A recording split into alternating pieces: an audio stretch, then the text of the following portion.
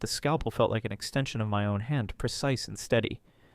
As Dr. Ava Sharma, cardiothoracic surgeon, precision wasn't just part of the job. It was the very pulse of my existence.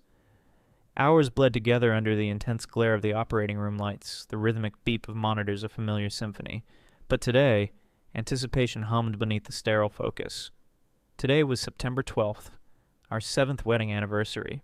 7 years with Leo.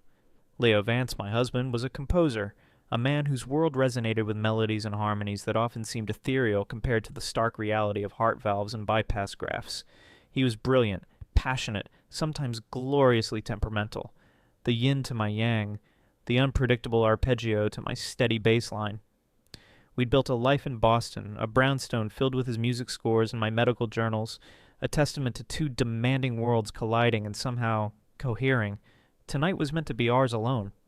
I'd managed a rare early escape from the hospital, swapping scrubs for a silk emerald dress Leo loved. The scent of roasted lamb, his favorite, filled our usually minimalist kitchen. A vintage Bordeaux, saved from a trip to Napa, breathed on the counter. Candles stood sentinel on the dining table, waiting for the flick of a match to cast a warm glow over the life we'd carefully constructed. 7 years felt significant, a milestone deserving of quiet celebration, a reaffirmation. My phone vibrated on the granite countertop just as I was garnishing the plates. A text from Leo. Running slightly late, bringing a friend home who's hit a rough patch. Needs a place to crash for a bit. Make extra, see you soon. L.A. frown creased my brow. A friend? Tonight?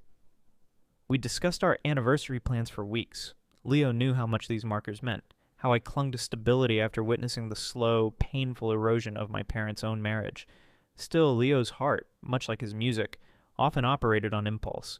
Maybe it was a fellow musician down on their luck, someone genuinely needing shelter. I tamped down the flicker of annoyance, added another place setting, and reminded myself that compassion was a virtue, even on anniversaries. The doorbell chimed at 8:17 p.m. Smoothing my dress, I pasted on a welcoming smile and pulled open the heavy oak door. The smile faltered, then froze. Leo stood on the stoop, his arms slung casually around the shoulders of a woman whose face I knew instantly, not from life, but from the carefully curated, slightly melancholic photographs tucked away in the bottom drawer of his old composing desk. Chloe Dubois, his college muse, the aspiring screenwriter who'd broken his heart when she left for a fellowship in Los Angeles years ago, shortly before Leo and I had met. The ex, he'd confessed, still held a sliver of his artistic soul during tearful late-night talks in the early days of our relationship. Ava, honey, you remember Chloe, right? Leo's voice was overly bright, a forced cheerfulness that set my teeth on edge. She's had the worst run of luck. Her fellowship funding got cut unexpectedly, and her landlord basically threw her out. Just needs a place to land for a little while. Behind them, perched on our meticulously kept brick pathway, sat two oversized, slightly battered suitcases and a vintage leather satchel overflowing with notebooks. This wasn't a dinner guest dropping by. This was an arrival. Of course, I managed, extending a hand I hoped wasn't trembling. My voice felt detached, as if relayed from a distance. It's nice to finally meet you in person, Chloe. Chloe Dubois was exactly as the photos depicted. Sharp, intelligent eyes that seemed to absorb everything, a cascade of untamed auburn hair, and a way of holding herself that radiated both vulnerability and an undercurrent of fierce ambition. She wore faded jeans and a simple black turtleneck, yet somehow she looked effortlessly chic, making my carefully chosen silk dress feel suddenly ostentatious. Her eyes, a startling shade of sapphire blue, scanned me with an unnerving directness before drifting past me to assess our home. Leo, your place is incredible, she breathed, stepping inside without waiting for an invitation.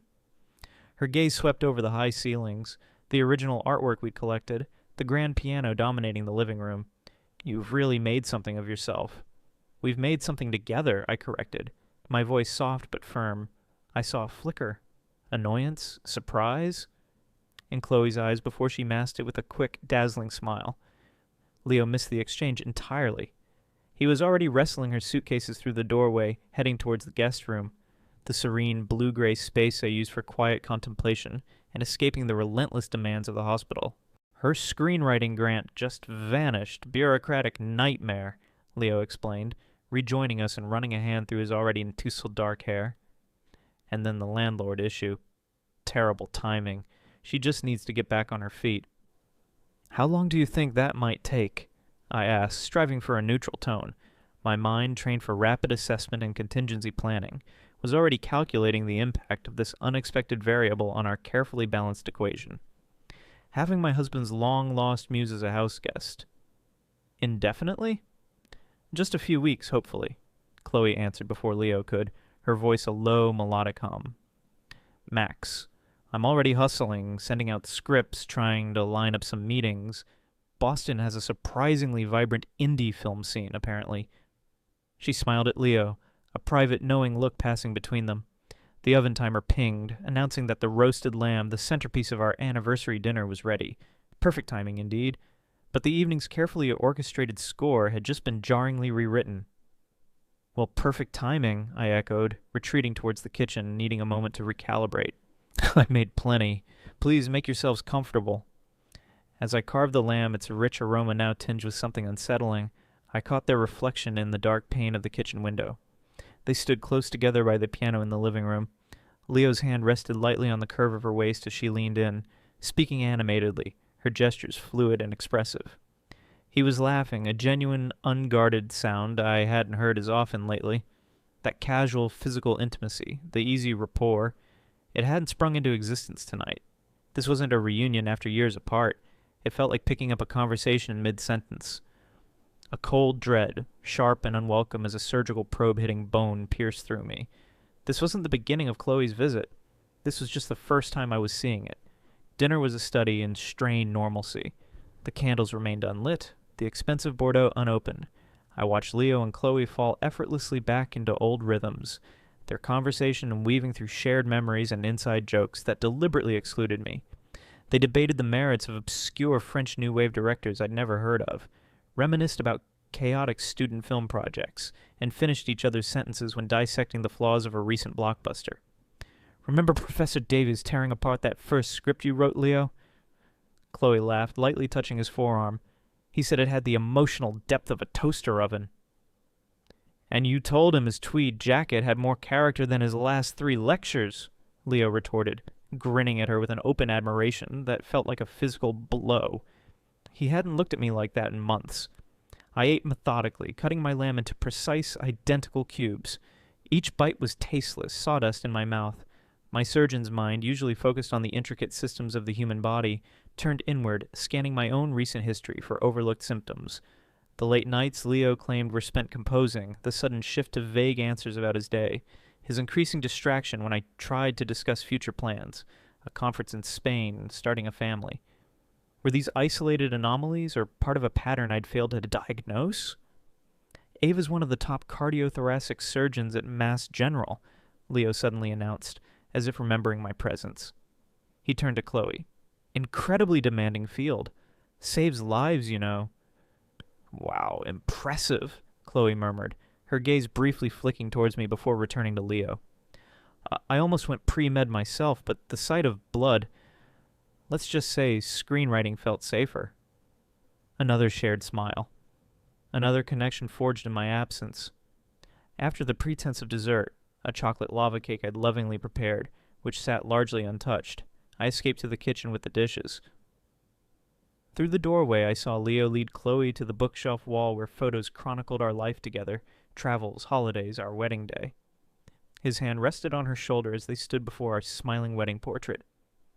"You look happy here," I heard Chloe say, her voice carrying clearly into the kitchen. It wasn't just an observation. It held a question, a challenge. Leo's reply was quiet, almost hesitant. We were, not, are. Past tense. I gripped the cool edge of the stainless steel sink, the water running unnoticed over the delicate anniversary china. 7 years, countless shared moments, a future meticulously planned, all potentially relegated to the past tense by a single word, uttered in the presence of the woman he once loved. Later, much later, after Chloe had retired to the guest room, I found Leo already in our bed, the blue light of his phone casting sharp shadows on his face. The small velvet box containing the vintage watch I'd found for him, a nod to his love of classic timepieces, remained hidden in my drawer, unopened. The anniversary felt like a distant, irrelevant memory. She seems settled, I said, the words feeling inadequate, brittle as I slid beneath the duvet. Yeah, thanks for being so cool about this, Ava, Leo replied, his eyes still glued to his screen. Chloe's really been through it. Apparently the guy she was seeing in L.A., another writer, left her for his agent. Pretty brutal. Another layer of narrative, another reason for sympathy. How much of it was true?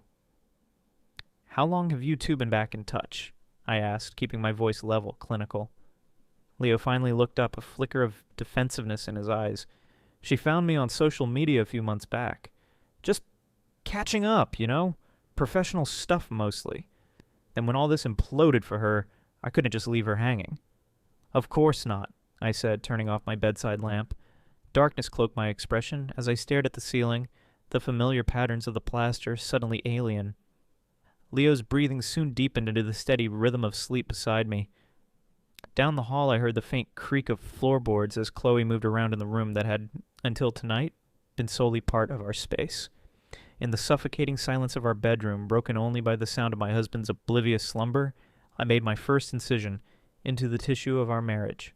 I would not rage. I would not plead. I would not become the hysterical wife, the cliché standing in the way of their supposedly fated reunion. I would observe. I would gather data.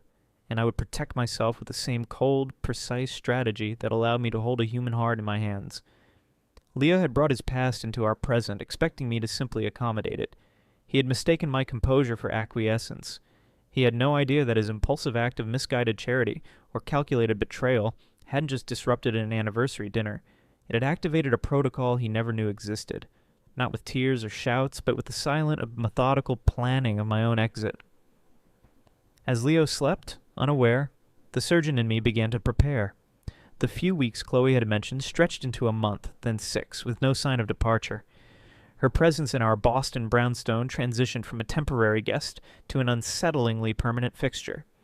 Her vintage suitcases remained stubbornly unpacked in the guest room, but her scripts, notebooks, and dramatic scarves colonized the living room coffee table, the armchair nearest the fireplace, even corners of Leo's composing space. She took to brewing coffee in my favorite French press, humming melodies that sounded suspiciously like fragments of Leo's unfinished symphony, and offering unsolicited opinions on everything from the grocery list. Leo adores artisanal sourdough, Ava, not that supermarket stuff, to my demanding hospital schedule. It must be so hard for Leo having you gone all the time. Mornings became a performance art piece.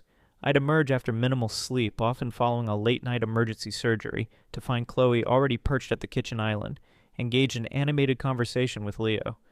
He lingered over these breakfasts now, often still in his robe at 9 a.m., discussing character arcs for her latest screenplay or dissecting the chord progressions of a new piece he was working on. A piece I noted with a pang that he hadn't played for me. My own departures for the hospital, once marked by a shared coffee and a quick kiss, became solitary exits, often acknowledged only by a distracted wave from Leo, his attention already snagged by Chloe's latest anecdote about a difficult film producer, or a spark of inspiration for her third act. His focus shifted subtly but definitively. Questions about my complex cases dwindled, replaced by inquiries about Chloe's networking attempts or critiques of her script pages. When I mentioned the upcoming hospital fundraising gala, a major event I co-chaired, he nodded absently, then immediately asked if Chloe might like to come, suggesting it could be good exposure for her. The guest room, my former sanctuary, now often echoed with their late-night brainstorming sessions, bursts of laughter filtering down the hallway into the suffocating silence of our bedroom. After 2 months of this increasingly unbearable triangulation, I met Zara Khan for lunch. Zara, sharp, pragmatic, and founder of a successful biotech startup, had been my rock since residency. We chose a small bistro far from the hospital and Leo's usual haunts. "She's still there," I stated flatly as the waiter placed our salads down. Zara's meticulously sculpted eyebrow arched. "Still? Ava, it's been 8 weeks. What exactly is her exit strategy? Or is she planning to become a permanent artist in residence?" "Her grant fell through," I recited, mimicking Leo's earlier explanation. "Her landlord was a nightmare. She's hustling, but the industry is tough." I picked at a cucumber slice. Leo believes it all, or pretends to. "And you?" Zara leaned forward, her dark eyes searching mine. "What do you believe?" I twisted the simple gold band on my left hand, a ring Leo had slipped onto my finger 7 years ago, with promises of unwavering partnership. It suddenly felt foreign, heavy. I believe he enjoys having her here. The attention, the adoration. She hangs on his every word, treats his music like sacred text. It's an ego boost I apparently no longer provide sufficiently. Okay, professionally speaking, Zara said, tapping her fork against the table. Data points suggest a deviation from established marital norms requiring intervention. Personally speaking. Kick her out, Ava. It's your home, too. Tell Leo it's untenable. And become the jealous, insecure wife? I sighed, glancing around the bistro. The shrew who can't handle her husband having a female friend in need? He'd spin it that way in a heartbeat. He already is, subtly. Every time I raise an eyebrow, I'm the one overreacting or stressed from work. He's gaslighting you, Ava. Zara's voice was firm, minimizing your valid concerns to make you doubt your own perception. Classic manipulation tactic. I know. The admission felt cold, clinical. But knowing doesn't make it easier to counter without escalating things into a war. I don't think I can win right now. I lowered my voice. There's something else. Remember Dr. Alistair Finch, head of cardiovascular research at King's College in London? He reached out last month. They're establishing a new translational research unit, bridging clinical surgery and molecular cardiology. He asked if I might be interested in discussing a senior fellowship. Zara's eyes widened. London? Ava, that's significant. A major international move. It's also a major opportunity, I said, feeling the first spark of something other than resentment ignite within me. A chance to focus on the research I've been sidelining. I had a preliminary video call. It went well. They want me to fly out for a formal interview and seminar presentation next month. Does Leo know you're even considering it? I shook my head, a small bitter smile touching my lips. He thinks my late nights buried in research papers are for the Peterson valve replacement trial presentation. He hasn't asked for specifics. He was too busy analyzing Chloe's plot points. The turning point, the moment my quiet resolve hardened into an irreversible decision, came 3 weeks later at the hospital's annual Heart of the City Gala. It was the culmination of months of planning on my part, a critical fundraising event. Leo, despite his recent detachment, had promised to be there playing the supportive spouse. Chloe predictably had also been invited, courtesy of Leo finding her a volunteer role helping with the event's social media. I spent the evening circulating, shaking hands with donors, discussing advances in cardiac care, embodying the capable, committed surgeon. Leo stayed mostly glued to Chloe's side near the silent auction tables. She looked stunning in a borrowed crimson dress, holding court with a circle of attendees Leo introduced her to, presumably as a talented screenwriter. Later during the main presentation, my co-chair, Dr. Marcus Chen publicly acknowledged my leadership in organizing the gala and securing a major grant for our research wing. As applause rippled through the ballroom, I glanced towards Leo, hoping for a shared look of pride, a flicker of the supportive partner he used to be. Instead, I saw him leaning towards Chloe, whispering something that made her laugh, his arm resting possessively on the back of her chair. He hadn't even heard Marcus's commendation. As the applause died down, a prominent donor, Mrs. Davenport, approached our table. Dr. Sharma. Ava, wonderful event, she beamed. And congratulations on the grant. Your husband must be incredibly proud. She smiled expectantly at Leo. Leo finally turned, a slightly vague smile on his face. Oh yes, Ava's very dedicated, though, he added, gesturing towards Chloe with a casual flick of his wrist. Finding time for anything outside the OR is a challenge for her. Chloe here has actually been a lifesaver, helping me brainstorm some new musical ideas while Ava's been so preoccupied. He gave Chloe a warm, appreciative look. It's tough competing with saving lives, isn't it? He chuckled, as if sharing an inside joke about me. In that instant, under the glittering chandeliers, surrounded by colleagues and patrons, I felt profoundly, so utterly erased. He hadn't just ignored my achievement. He'd publicly minimized it, reframing my dedication as neglect and positioning Chloe as his supportive creative partner. Mrs. Davenport's smile faltered, sensing the awkwardness. A wave of icy calm washed over me, extinguishing the hot flicker of rage. There would be no scene, no public confrontation, screaming the truth about his neglect, about Chloe's calculated encroachment, about the utter disrespect would only make me look unstable, fulfilling the hysterical wife narrative he was already subtly crafting. So, I smiled. A bright, professional smile directed at Mrs. Davenport. "Leo's absolutely right," I said smoothly, my voice betraying none of the turmoil within. "My work is demanding, which is why I'm so grateful for supportive friends." I deliberately didn't look at either Leo or Chloe. "Now, Mrs. Davenport, have you seen the pediatric cardiology initiative display?" I gently steered her away, leaving Leo and Chloe in the conversational void I'd created. Later that night, lying awake beside a sleeping Leo, the decision crystallized. He wouldn't change. He wouldn't see. Confronting him directly was pointless. He would deny, deflect, and double down on the gaslighting. Zara was right. My only viable option was a strategic withdrawal. He thought my increasing silence, my retreat into work, was acceptance. He couldn't fathom it was assessment. The London Fellowship wasn't just an opportunity anymore, it was an escape hatch. My focus shifted entirely. The objective was no longer to salvage the marriage, but to surgically extract myself from it with minimal collateral damage to my career and my sanity. The meticulous planning began not with emotion, but with the cold, hard logic of a surgeon preparing for a complex procedure. Phase 1, diagnosis complete. Phase 2, operative planning commencing immediately. Leo, oblivious, slept on, unaware that the patient had just decided to take control of her own surgery.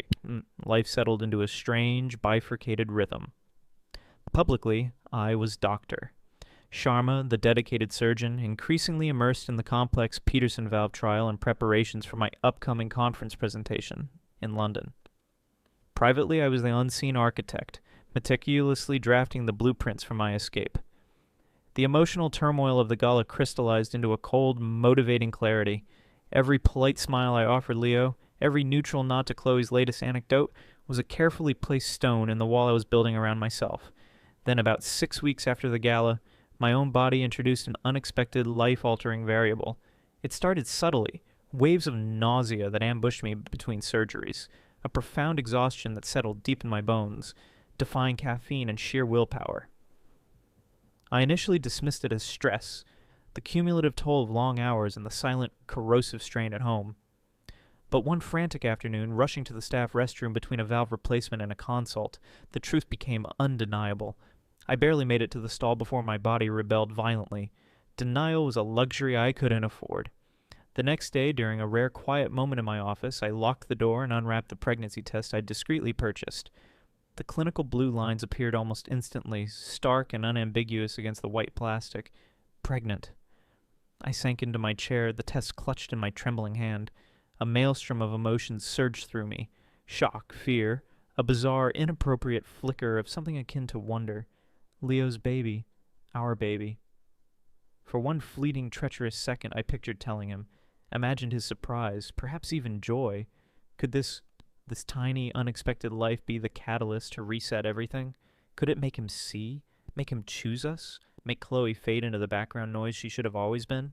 The fantasy dissolved as quickly as it formed, shattered by the cold reality of the past few months. The image of Leo leaning towards Chloe at the gala, his dismissal of my work, his casual gaslighting. It overlaid the nascent image of fatherhood like a toxic film. How could I bring a child into this fractured, dishonest environment? How could I trust Leo to be the partner I needed, the father this child deserved, when he couldn't even be an honest husband? My hand instinctively covered my still, flat abdomen. A fierce, protective instinct surged, eclipsing everything else. This child, my child, deserved better. Leo didn't get to know. Not now. Maybe not ever. This secret became the cornerstone of my new plan, adding urgency and complexity, but also stealing my resolve. I wasn't just saving myself anymore. That evening, seeking concrete proof beyond my observations and Leo's casual betrayals, I did something I'd never imagined. I exploited a moment of carelessness. Leo often used my laptop for quick searches when his own was buried under sheet music. He'd left his personal cloud drive synced, something he rarely forgot to disconnect. Driven by a cold certainty, I navigated through the folders, my heart pounding a surgeon's steady rhythm against my ribs. Tucked away in a folder cryptically labeled Project C, I found them. Screenplay drafts by Chloe. It wasn't just fiction. It was us. Scene after scene mirrored conversations I'd had with Leo, arguments we'd narrowly avoided, even paraphrasing intimate details of our life he must have shared. But the narrative was twisted. The wife character, Eleanor, was portrayed as cold, career-obsessed, emotionally distant. The husband, Julian, was creatively stifled, yearning for connection. And the newly arrived muse, Serafina, was the vibrant force awakening his dormant soul. Crucially, later drafts included meta-commentary in the margins, notes apparently between Chloe and Leo. L. Need Julian to be more explicit about Eleanor's neglect here. Make his choice feel inevitable. And another.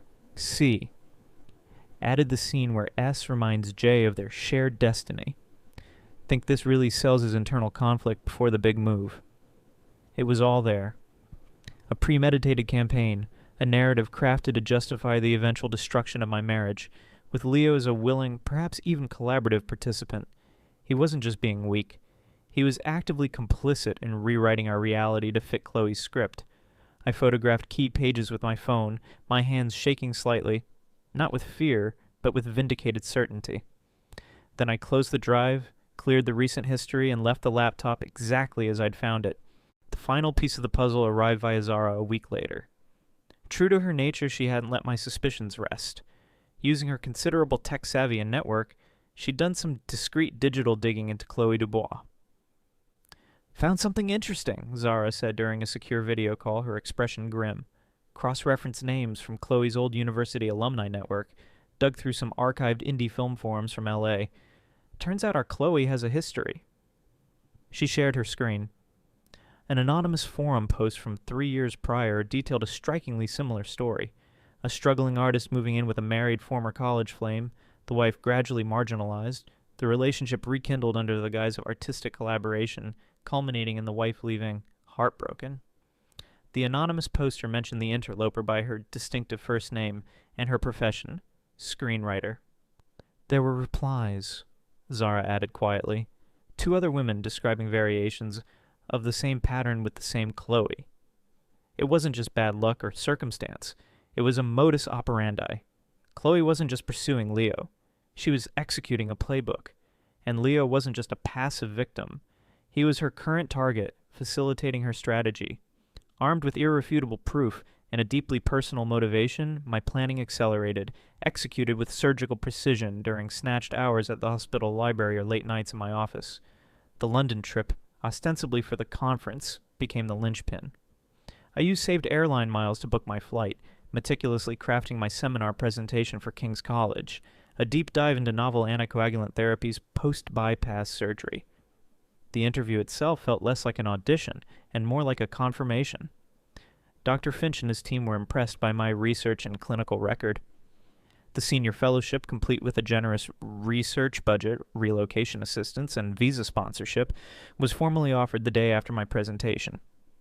I accepted on the spot, negotiating a start date 6 weeks out, precisely the time I calculated I needed to vanish.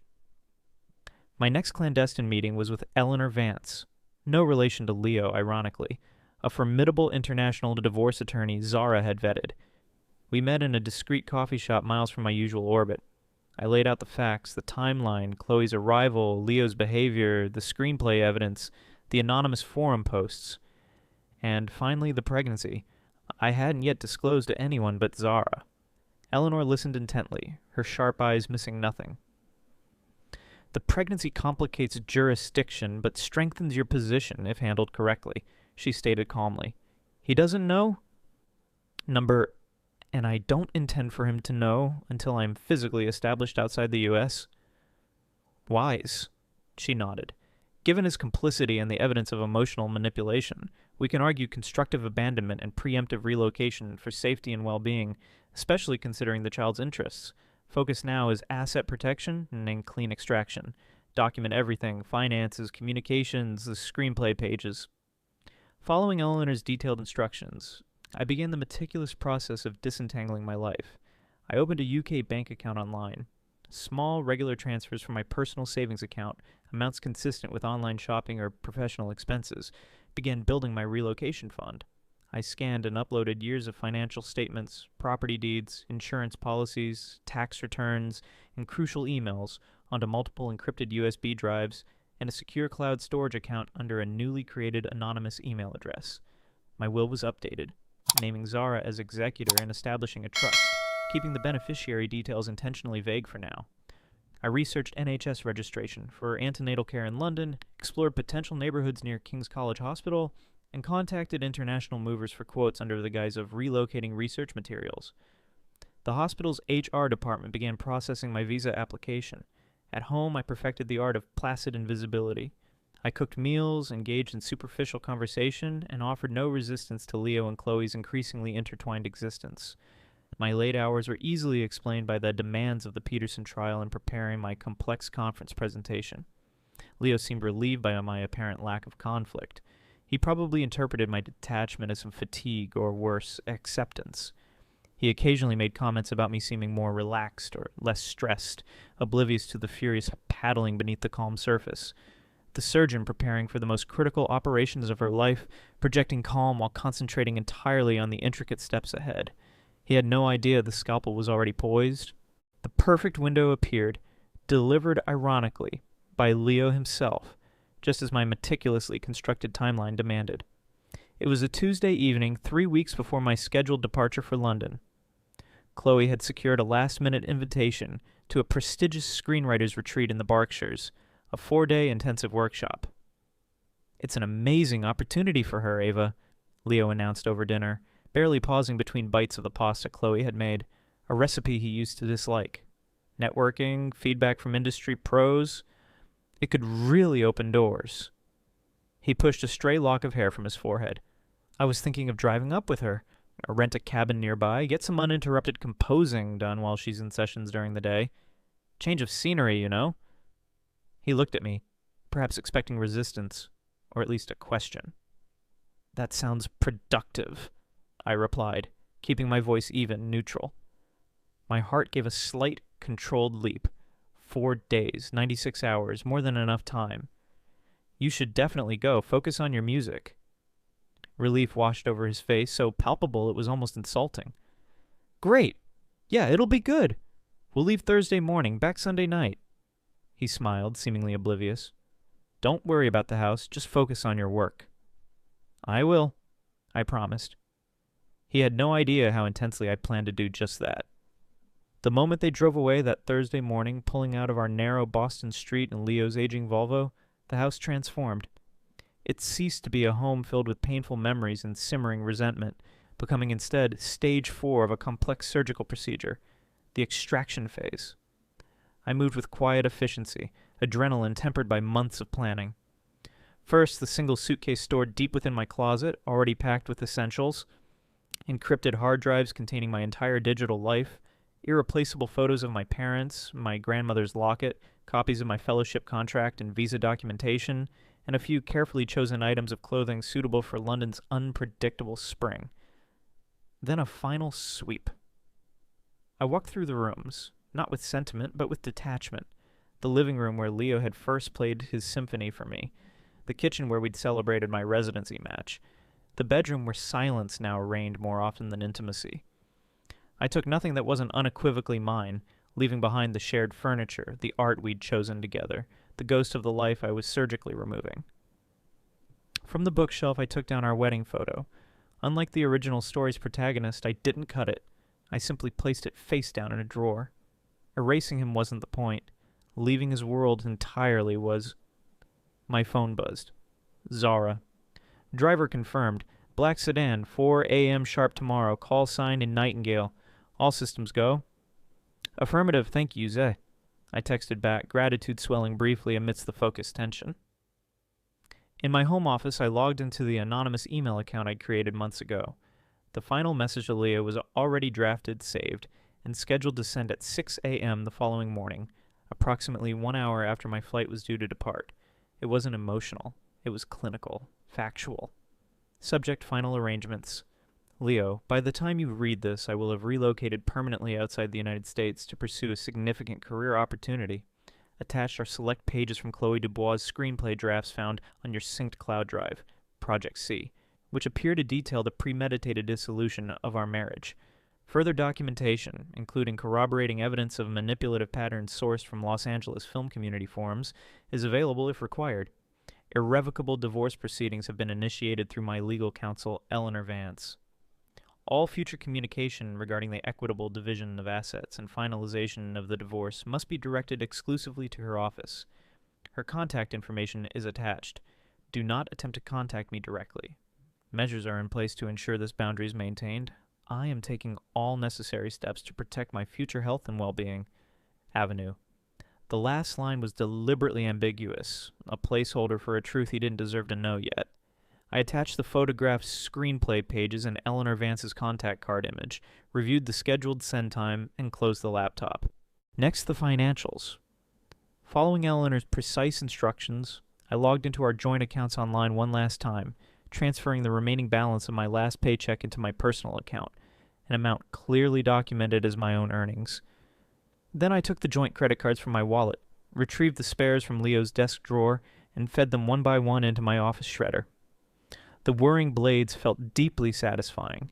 Notifications of account closures and address changes would be handled by Eleanor's office post-departure. As evening descended, casting long shadows across the empty rooms, a final chilling piece of validation arrived, again via Zara. She forwarded me a screenshot, obtained through means I didn't ask about, of a direct message exchange between Chloe and a friend in L.A., sent just the day before. Chloe, heading to the Berkshires retreat tomorrow. Leo's coming too. Rented a composing cabin nearby. LOL. Friend. OMG, is Ava buying the composing angle? Chloe. Hook, line, and sinker. She's so wrapped up in her god complex at the hospital she doesn't see anything. Poor cow. Few more weeks, Max. Then Operation Upgrade is complete. Wish me luck. Friend. Break a leg. Metaphorically speaking of as poor cow. The casual cruelty, the calculated deception laid bare. It solidified any lingering whisper of doubt into pure, cold resolve. This wasn't just about Leo's weakness, it was about Chloe's predatory nature. I slept little that night, stretched out on the sofa, unwilling to use our marital bed one last time. At 3:45 a.m. I rose, showered, and dressed in comfortable layers suitable for travel. The house felt eerily silent, holding its breath. At precisely 4 a.m., headlights swept across the living room window. The black sedan, Nightingale, had arrived. Suitcase in one hand, carry-on containing my laptop and vital documents in the other, I locked the front door of the brownstone for the last time. I didn't leave the key. There was no need for anyone else to enter my past. The drive to Logan Airport was swift and silent through the pre-dawn emptiness. Zara had arranged for a driver who asked no questions. Check-in and security were blessedly uneventful. My pregnancy, now nearing the end of the first trimester, remained my invisible armor, physically undetectable to the outside world.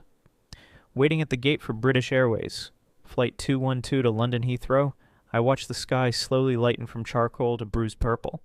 A sense of unreality washed over me. Could it really be this simple? To just leave? Years of shared life, dismantled in weeks, packed into a single suitcase and a web of digital secrets. As the boarding announcement echoed through the terminal, I stood up, clutching my carry-on. Walking down the jet bridge felt like crossing a definitive threshold. I found my window seat, settled in, and fastened my seatbelt. The plane taxied, turned onto the runway, and paused, engines whining as they spooled up to full power. Then the surge of acceleration, pressing me back into my seat. Outside the small window, the familiar landscape of Boston, the hospital complex where I had dedicated years of my life, the curve of the Charles River, the city where my marriage had been born and now died, tilted and shrank beneath me. As the wheels lifted off the tarmac, releasing me from the gravity of my old life, I didn't feel sadness or regret, only a profound surgical relief. The incision had been made. The extraction was successful. The patient was stable and en route to recovery. Closing my eyes against the bright morning sun flooding the cabin, I placed a hand protectively over my abdomen. It was just the two of us now, headed towards an unknown future, leaving nothing but empty space behind. The disappearing act was complete. London embraced me not with the familiar comfort of Boston, but with the invigorating anonymity of a vast, dynamic metropolis. 6 months after stepping off that British Airways flight, the woman who had meticulously planned her vanishing act felt like a previous iteration of myself. She'd like a surgeon's used gloves. My fellowship at King's College wasn't just a job. It was a lifeline back to the core of my passion. Dr. Finch proved to be an inspiring mentor, and the resources available for Arctic's translational research were unparalleled. I threw myself into the work, collaborating with brilliant minds, contributing to studies on myocardial regeneration that felt genuinely groundbreaking. My colleagues knew me only as Doctor. Sharma, the highly focused surgeon-scientist from the States. My past remained locked away, irrelevant to this new chapter. My apartment, a bright, airy flat in South Kensington overlooking a leafy square, quickly became a sanctuary. I navigated the Tube, discovered hidden gem bookstores, and learned to appreciate a proper Sunday roast. When my pregnancy became undeniable around the 4th month, I informed Dr. Finch and the necessary HR personnel. To my relief, their response was pragmatic and supportive. Arrangements were made for my maternity leave, and contingency plans set for my research projects.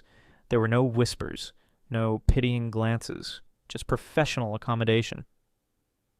Zara remained my vital link to the fallout back in Boston, providing carefully curated updates via encrypted messages. Leo's reaction had apparently followed a predictable, if dramatic, trajectory. Initial disbelief, she reported, quickly morphed into frantic searching, calls to my hospital, who knew only that I'd resigned for an overseas opportunity, messages to colleagues, even contacting my estranged parents. Then came the anger, accusations hurled at Zara that she had helped me disappear. When the divorce papers arrived from Eleanor Vance's London office, a reality seemed to hit him. He tried spinning it, Zara messaged one evening, told mutual friends you'd had a mental breakdown due to stress, then switched to claiming you must have been having an affair and planned this all along. Classic projection. I felt a flicker of grim satisfaction, but mostly weary indifference. The most telling update concerned Chloe. "Guess who flew the coop about a month after you left?" Zara wrote. Apparently Leo became too needy once the challenge of winning him was over. Last heard, she's back in L.A., pitching a script about a tragically misunderstood artist. It seemed Chloe Dubois only enjoyed the game, not the prize. Her departure likely simplified Leo's narrative, allowing him to paint himself purely as the victim. Legally, everything proceeded with the efficiency Eleanor Vance had promised. Leo initially made noise about contesting the divorce, about jurisdiction, but Eleanor swiftly shut that down. The evidence I'd provided, coupled with the fact that I was already residing and employed legally in the UK, made his position untenable. He signed the papers. My son, Noah Benjamin Sharma, was born on a crisp autumn morning after a thankfully uncomplicated labor. Holding him for the first time, tiny, perfect, with a tuft of dark hair just like Leo's, a fact I acknowledged with a strange detachment, recalibrated my entire universe. He was my anchor, my future. Any potential custody battle evaporated before it began. Noah was born a British resident to a mother legally domiciled and employed in the UK. Leo had no prior knowledge of the pregnancy, no established relationship, and Eleanor made it clear that any attempt to fight internationally would be costly, likely futile, and potentially expose the circumstances of our separation, including the screenplay evidence, in a way that wouldn't reflect well on him. His parental rights technically existed on paper, but enforcing them across the Atlantic against a well-defended mother with full legal standing was practically impossible. He never formally pursued it. Life settled into a demanding but fulfilling rhythm, stimulating research, complex surgical consults, and the quiet joys of motherhood. I hired a wonderful nanny, a warm Irish woman named Fiona, who adored Noah and allowed me to maintain my career trajectory. My colleagues, particularly a kind, unassuming epidemiologist named David, offered quiet friendship without intrusion, understanding the boundaries of a single working mother. When Noah was nearly a year old, the past made a brief, unexpected intrusion. During a multi-center video conference presenting preliminary results of our joint research with a Boston-based hospital, Leo's face suddenly appeared in one of the participant squares. He was representing a biotech firm, exploring partnerships. Our eyes met across the digital divide.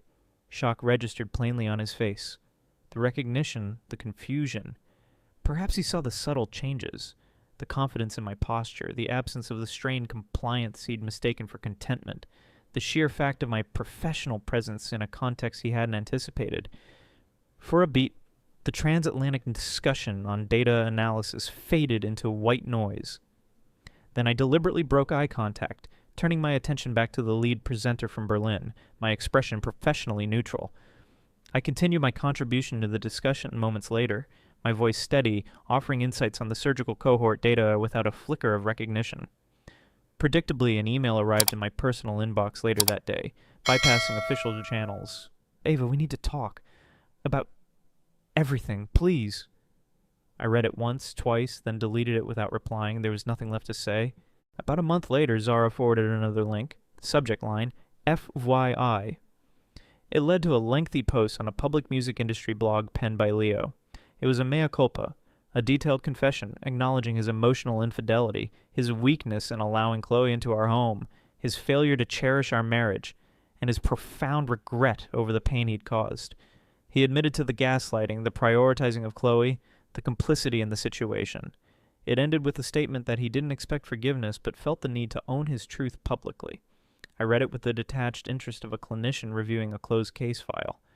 Perhaps it offered him catharsis, a step towards rebuilding his own life or reputation. But it meant nothing to me. His confession couldn't retroactively heal the wounds or alter the path I'd been forced to take. My validation didn't come from his belated acknowledgement. It came from the life I had built in the wake of his betrayal. That evening, rocking Noah to sleep in his dimly lit nursery, the London skyline glittering outside the window, I felt a profound sense of peace. The journey had been brutal, the vanishing act a necessity born of pain and desperation. But in disappearing from Leo's world, from the life that had slowly been suffocating me, I had finally fully appeared in my own. The woman who had stood numbly by her front door watching her husband bring his ex home was gone, replaced by someone stronger, more resilient, defined not by a relationship, but by her own capabilities and choices. Noah stirred in his sleep, his small hand clutching my finger. Looking at his peaceful face, I knew, with absolute certainty, that choosing to disappear had been the first step towards building something real, something unequivocally mine. London wasn't just a city, it was the landscape of my rebirth. And I, Dr. Ava Sharma, mother, surgeon, survivor, was finally, irrevocably home.